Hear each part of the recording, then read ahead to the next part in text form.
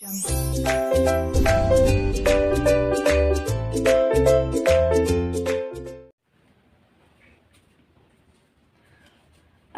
আলাইকুম সবাইকে। আশা করছি সবাই অনেক ভালো আছো।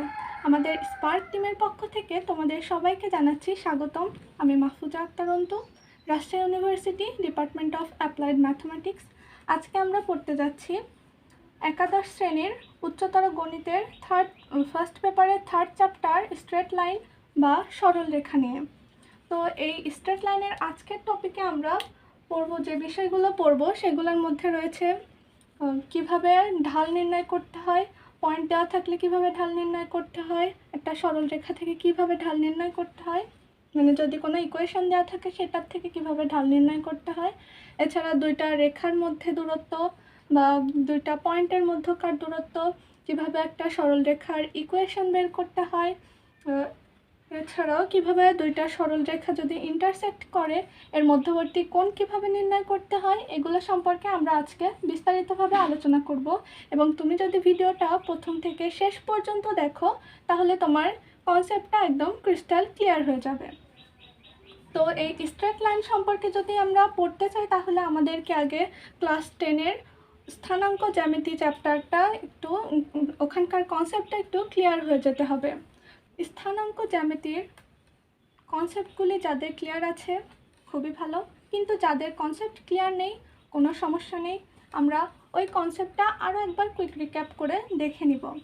তো স্থানাঙ্ক জ্যামিতিতে কী কী ছিল? স্থানাঙ্ক জ্যামিতির মধ্যে আমরা সবথেকে বেশি যেটা পড়ে এসেছি সেটা হচ্ছে দুইটা পয়েন্টের মধ্যকার দূরত্ব কিভাবে বের করতে হয়।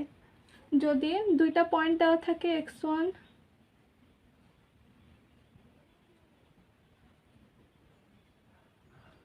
y1 এবং x2 y2, তো এর মধ্যকার দূরত্ব আমরা খুব সহজেই বের করে ফেলতাম একটা ফর্মুলা দিয়ে।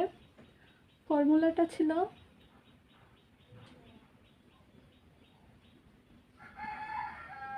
x এর distance whole square plus y এর ডিস্টেন্স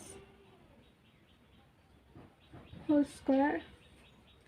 দেখো এখানে তোমরা এক্সটা প্রথমে লিখতে পারো, আবার x1টাও প্রথমে লিখতে পারো, আবার x2টাও প্রথমে লিখতে পারো, কোনো সমস্যা নেই। যেহেতু এটা স্কোয়ার হয়ে যাচ্ছে, কোনো মাইনাস টার্মও যদি আসে সেটা স্কোয়ার হয়ে পজিটিভ হয়ে যাবে, তাই এখানে x1 বা x2 আগে পরে লিখলে এটা কোনো ম্যাটার করবে না, দুটার ক্ষেত্রে সেম রেজাল্টই পাওয়া যাবে। দেখো এটা তো আমরা পড়ে এসেছি, কিন্তু এইটা আসলে এই ফর্মুলাটা আসলে কিভাবে এসেছে, কেন আমরা এই ফর্মুলাটা ব্যবহার করলে দুইটা পয়েন্টের মধ্যে ডিস্টেন্স পেয়ে থাকি। তো আমরা একটু ফর্মুলাটা ডিরাইভ করার চেষ্টা করি।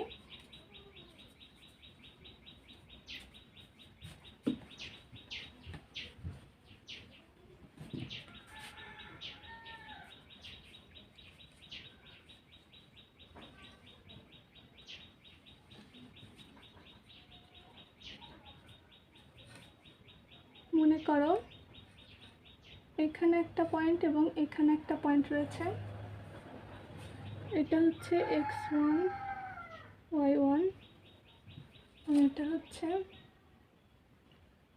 x2 y2। তো এই দুই পয়েন্টের মধ্যবর্তী দূরত্ব আমরা বের করব, এটা বের করার জন্যে দেখো এখানে x এর মানটা কি, এখান থেকে এখানে এইটুকু দূরত্ব, এখানে হচ্ছে x1 এবং উপর থেকে নিচ পর্যন্ত এইটুকু দূরত্ব হচ্ছে y1, এতটুকু হচ্ছে x1 এবং এতটুকু হচ্ছে y1। একইভাবে এই পয়েন্টটাতেও এটা হচ্ছে x2, এখান থেকে এই পর্যন্ত দূরত্বটা হচ্ছে x2 এবং উপর থেকে নিচ পর্যন্ত এই দূরত্বটা হচ্ছে y2। ঠিক আছে, এবার দেখো তাহলে এখান থেকে x1 থেকে x2 পর্যন্ত এই দূরত্বটা কি হবে, এখান থেকে এই পর্যন্ত দূরত্বটা হবে x2 থেকে যদি আমরা x1 বাদ দেই তাহলে আমরা ওই ডিস্টেন্সটুকু পেয়ে যাব। তাহলে আমাদের এই ডিস্টেন্সটুকু কি হবে, এই x2 মাইনাস x1 এটুকু হবে এই মাঝখানের দূরত্ব। আর দেখো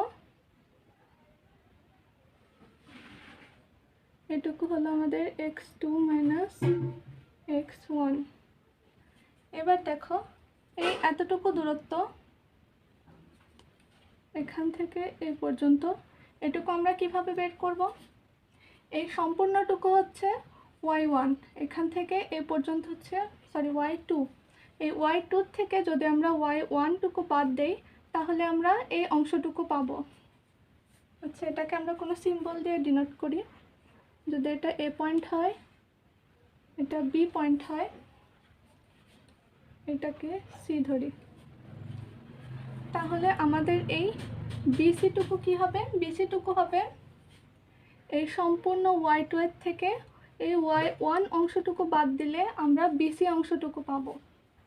তাহলে আমাদের বিসি অংশটুকু কি হচ্ছে, এটা আমরা উপরে লিখি,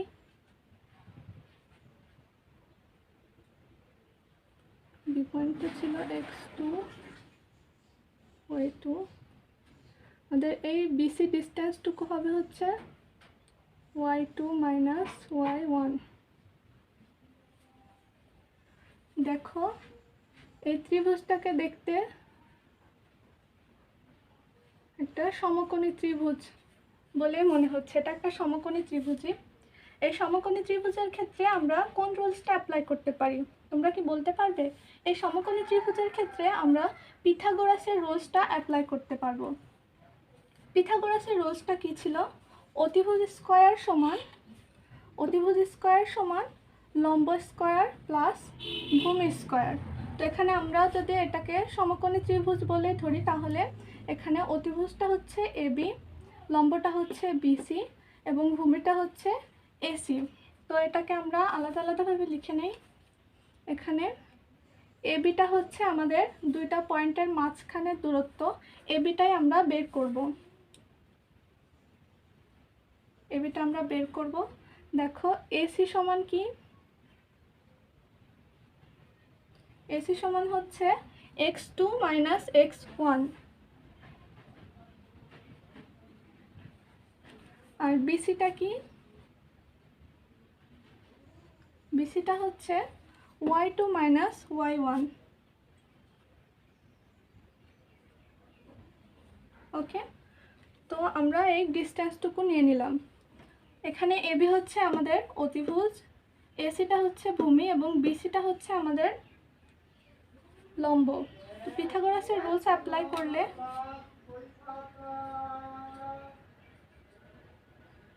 অতিভুজ স্কয়ার সমান হবে লম্ব স্কয়ার প্লাস ভূমি স্কয়ার। এবার আমরা ভ্যালুগুলি যদি ইনপুট করে দেই তাহলে কি হবে?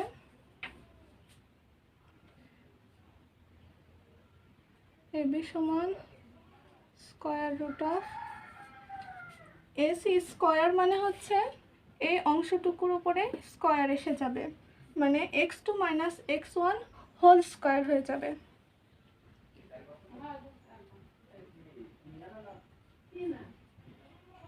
এবং বিসি অংশটুকুতে দেখো y2 minus y1 whole square হয়ে যাবে।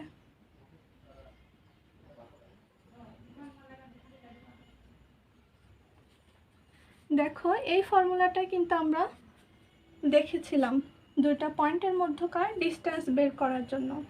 তো আমরা এটা শিখে ফেললাম আসলে ফর্মুলাটা কোত্থেকে এসেছিল।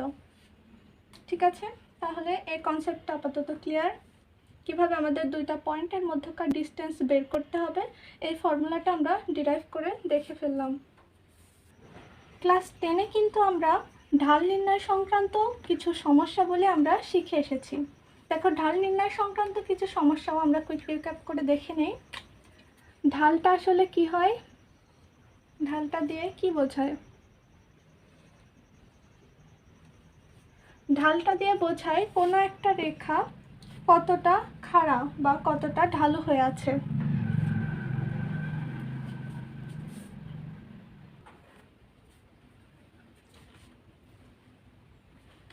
এখানে দেখো, আশা করছি তোমরা আমার হাতের খাতাটাকে দেখতে পাচ্ছ।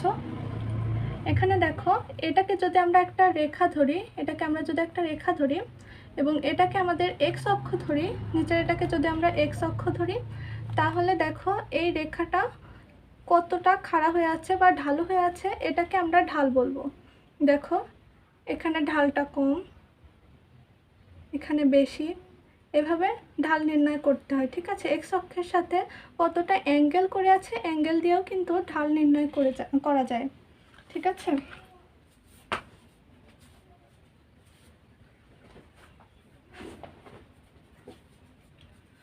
তো আমরা স্থানাঙ্ক জ্যামিতির থেকে আমরা শিখে এসেছি যে দুইটা পয়েন্ট থেকে কিভাবে ঢাল নির্ণয় করতে হয়।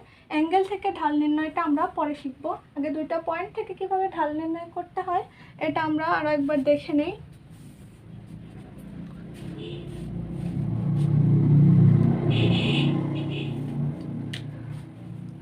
দেখো, এটা আমাদের ওয়াই অ্যাক্সিস, এটা আমাদের এক্স অ্যাক্সিস। এখানে দুইটা পয়েন্ট দেওয়া আছে, x1 y1, x2 y2। তো এই দুই পয়েন্টের ঢাল আমাদেরকে নির্ণয় করতে হবে।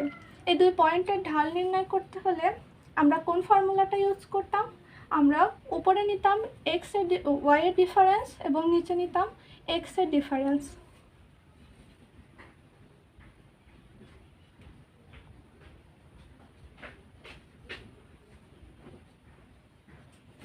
এই ডেলটা দিয়ে বোঝায় হচ্ছে ডিফারেন্স, ডেল এক্স মানে হচ্ছে ডেল ওয়াই মানে হচ্ছে ওয়াই এর ডিফারেন্স, এবং ডেল এক্স মানে হচ্ছে এক্স এর ডিফারেন্স।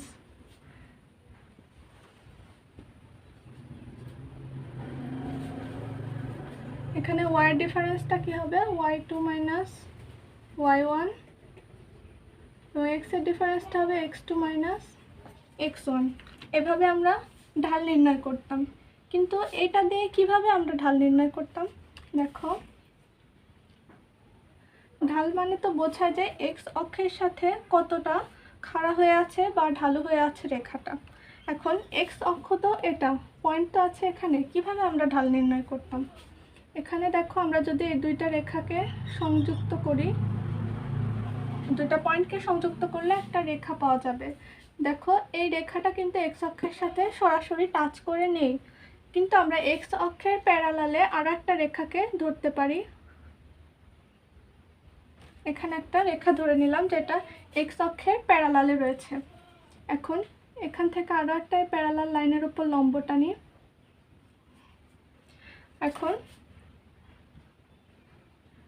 এই লম্ব বাই ভূমি, এই লম্ব বাই ভূমি দিলে আমরা এই ঢালটা পেয়ে যাই।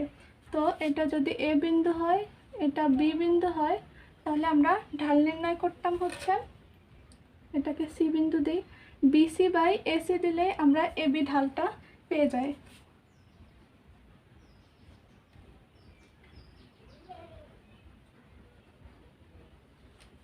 বিসিটুকু আমরা কিভাবে বের করতাম? দেখো এখানে y2 হচ্ছে, আমরা এর আগের বারে যেভাবে দেখলাম ডিস্টেন্স কীভাবে বের করতে হয় একইভাবে দেখব।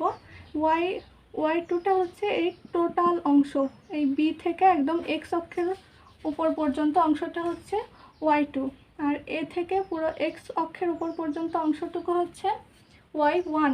তো y2 থেকে y1টা যদি আমরা বাদ দিয়ে দেই, তাহলে আমরা এই বিসি অংশটুকু পাবো। একইভাবে এসি অংশটুকু পাওয়ার জন্য আমাদের কি করতে হবে? এই সম্পূর্ণ x2 থেকে আমাদের x1টুকু বাদ দিয়ে দিতে হবে। x2 থেকে যদি আমরা x1 অংশটুকু বাদ দিয়ে দেই, তাহলে আমরা এসি অংশটুকু পেয়ে যাব। আর এই দুইটা ডিভাইড করে দিলে আমরা ঢাল পেয়ে যাই। তো ঢালের এই ফর্মুলাটা এখান থেকে আসলে এসেছে।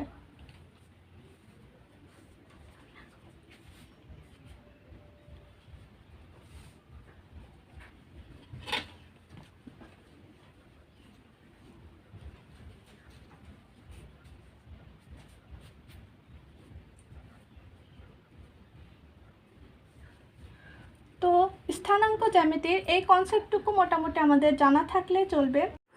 আমরা এই স্ট্রেট লাইনের ওপর পুরো একটা লেকচার সিরিজ তৈরি করতে যাচ্ছি। তোমরা এই সব ভিডিওগুলি একসাথে পেতে আমাদের চ্যানেলটিতে সাবস্ক্রাইব করে রাখো, যাতে সবগুলো ভিডিও একসাথে পেতে পারো।